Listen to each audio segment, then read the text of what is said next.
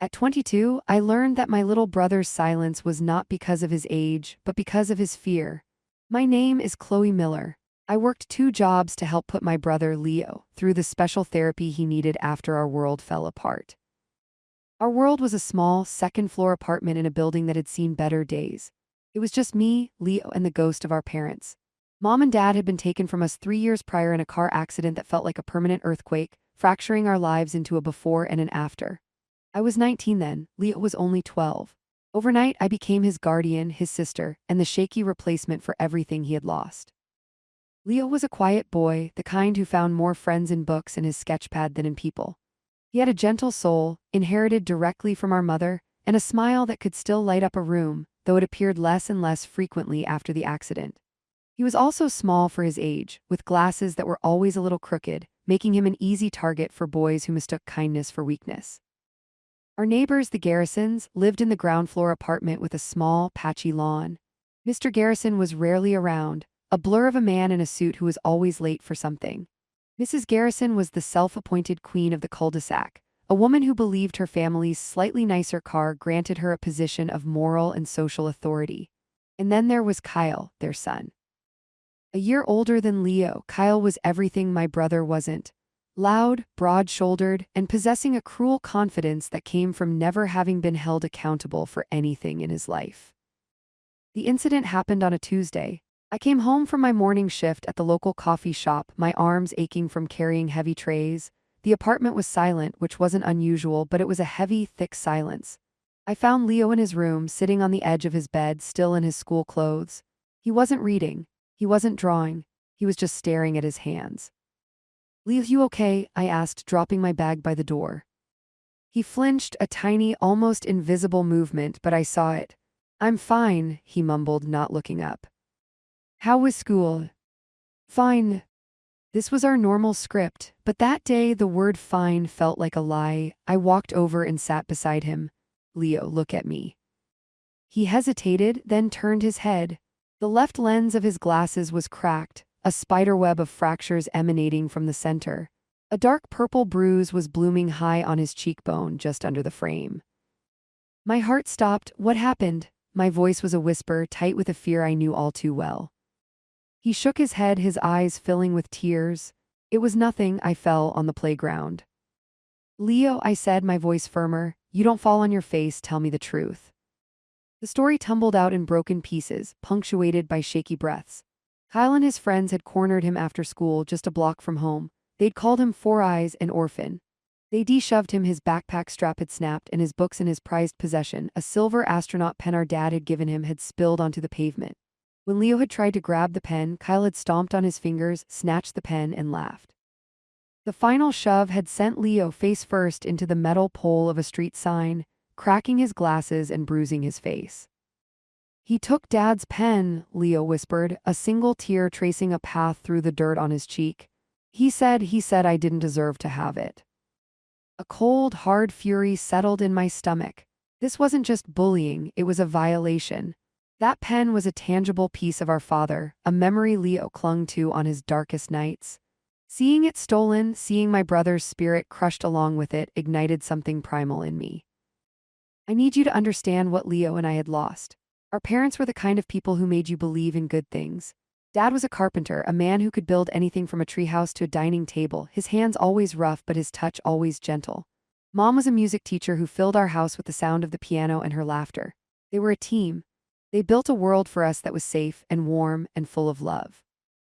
The accident shattered that world. The police officer at our door, the hushed voices at the funeral, the empty silence of our house. It was a nightmare we never woke up from. I had to grow up fast. I dropped out of my community college classes to take the full-time job at the coffee shop, and then picked up a second job doing data entry at night to pay for Leo's therapy. Dr. Evans helped him process the grief, the anger, the fear. We were slowly, painstakingly building a new kind of normal, a fragile one held together by my willpower and Leo's quiet resilience. Every sacrifice felt worth it when I saw Leo smile, when I saw him draw a picture of a rocket ship instead of a dark, empty room. We had so little, but we had each other. And now, Kyle Garrison, a boy who had both his parents and every material advantage, was trying to take that away from him.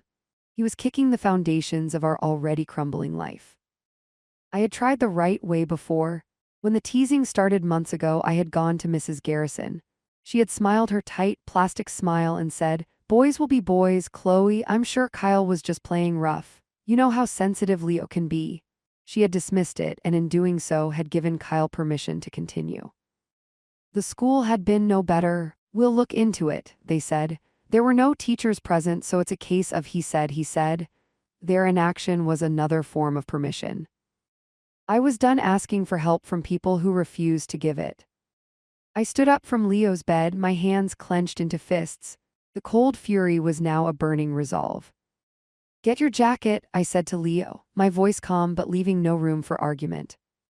"Where are we going?" he asked, his eyes wide with fear. "Chloe, no, please, it'll just make it worse." "It can't get worse, Leo. He stole from you, he hurt you, this stops now." I helped him put on his jacket, my movements sharp and precise. I led him downstairs, not to the Garrison's door but to our old, beat-up car. "We're not telling his mom?" Leo asked, buckling his seatbelt. "No," I said, starting the engine. "We're going to the source." I drove to the local pharmacy. I didn't buy a cheap replacement for his glasses. I went straight to the photo counter at the back. I pulled out my phone and made Leo show me the exact spot where it happened. I took pictures of his bruised face, the cracked glasses, his red and swollen fingers. I made him tell the story again and I recorded his soft, trembling voice on my phone. Then I printed every single photo. With a stack of glossy, damning evidence in my hand, we drove to the police station. Not to file a report, I knew they would likely just call it a kids' fight too. I walked up to the front desk, Leo hiding slightly behind me. A tired-looking sergeant looked up. "Can I help you?" "I hope so," I said, my voice clear and steady. I placed the photos on the counter. "My name is Chloe Miller. This is my brother, Leo. He was assaulted and robbed this afternoon by Kyle Garrison, who lives in our building. This is the third time I've reported Kyle's behavior, first to his parents and then to the school. Nothing has been done. I have a recording of Leo describing the assault." The sergeant's demeanor changed. He looked at the photos, then at Leo's face, then back at me. The word robbed had gotten his attention. Theft was a concrete crime. "I'm not here to file a formal report against a minor," I continued, laying out the plan I had formulated in the car. "I am here to ask for a community resource. I want to speak to an officer about a community mediation. I want an authority figure to sit down with Kyle and his parents and show them the consequences of his actions before this escalates further and he ruins his own life and continues to ruin my brother's." I was bluffing, but with confidence. I didn't know if such a thing existed, but I knew I needed a bigger weapon than Mrs. Garrison's indifference. The sergeant studied me for a long moment, then nodded slowly. "Wait here." He disappeared into the back. Leo tugged on my sleeve. "What's happening?" he whispered. "We're making a phone call, Leo," I said softly, "but we're making it from inside a police station." The sergeant returned with a card. "This is Officer Maria Rodriguez. She handles community outreach and juvenile matters. She's off duty now, but I've given her a heads up. She's expecting your call." He handed me the card. "It's a good thing you're trying to fix this the right way before it gets ugly." I thanked him, my knees feeling weak with relief. We drove home, the photos sitting on the passenger seat like a secret weapon. Back in our silent apartment, I looked at Officer Rodriguez's card. This was it. This one phone call was my last resort. I took a deep breath and dialed the number. A calm, professional voice answered. "Officer Rodriguez." "Officer Rodriguez, my name is Chloe Miller. Sergeant Evans at the precinct gave me your number." My voice wavered for the first time. I told her everything. I told her about our parents, about the sacrifices, about Leo's therapy, about the years of quiet suffering, and about the cracked glasses and the stolen pen. I sent her the photos and the audio recording I had taken. She listened without interrupting. When I finished, there was a brief silence.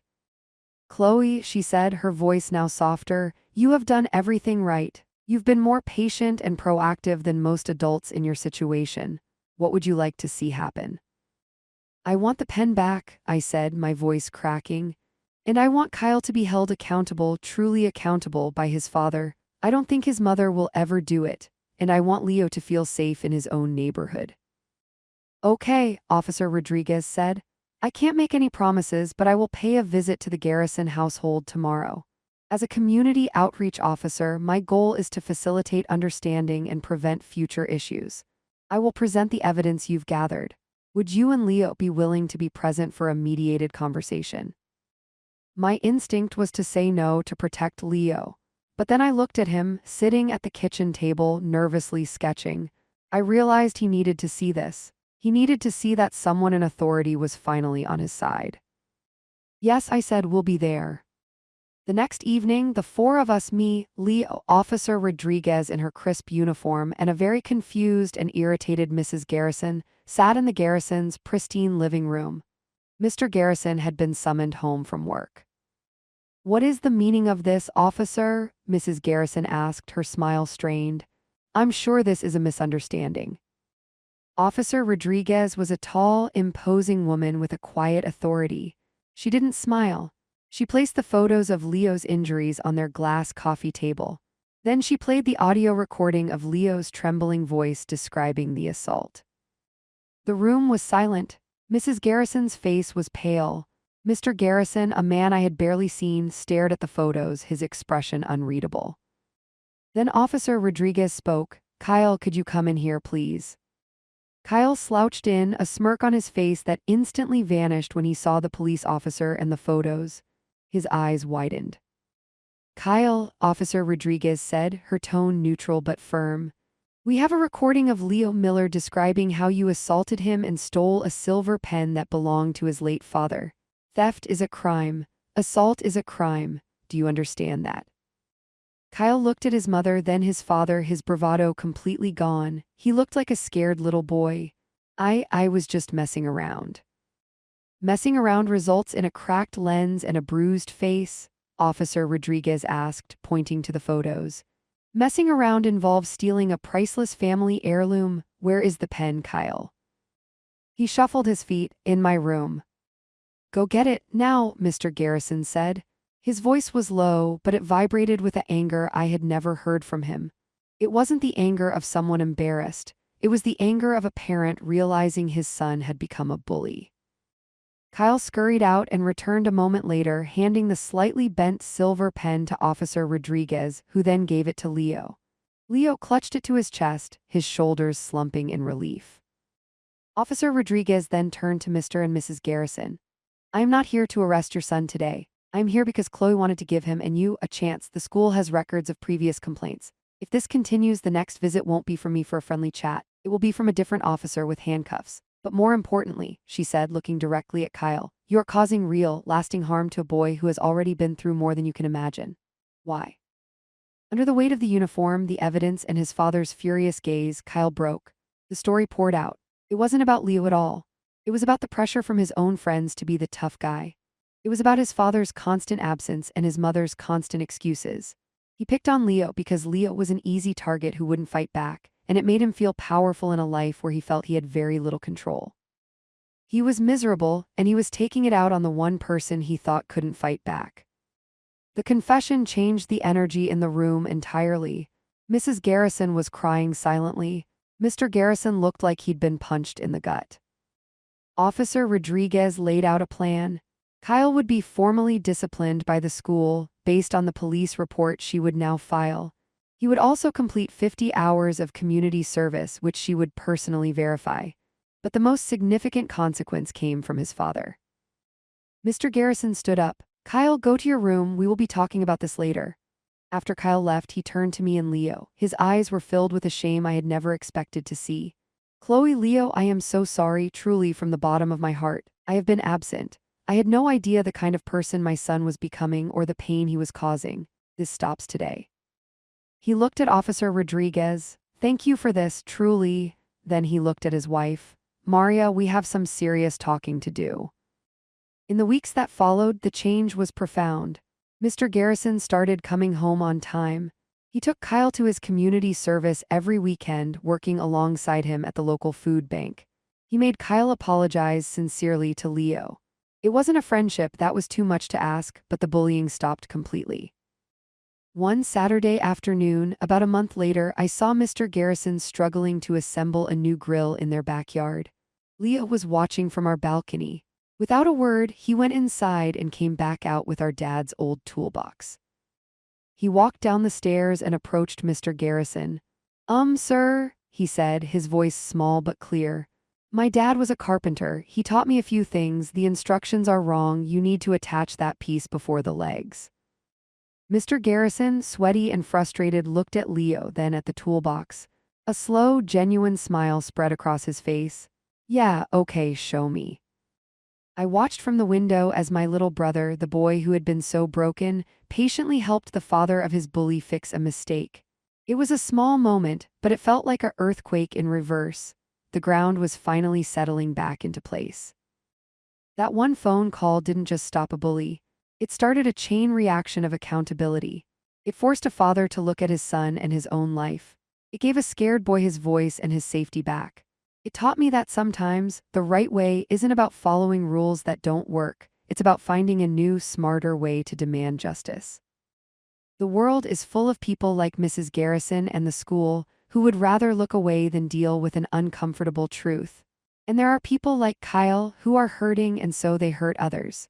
But there are also people like Officer Rodriguez who just needed the right information to do the right thing. Our story isn't about revenge, it's about consequence. It's about the power of one voice, one piece of evidence, one phone call made from a place of love and fierce protection to change the course of many lives forever. You don't always need to shout to be heard. Sometimes you just need to know exactly who to call and have the courage to dial the number.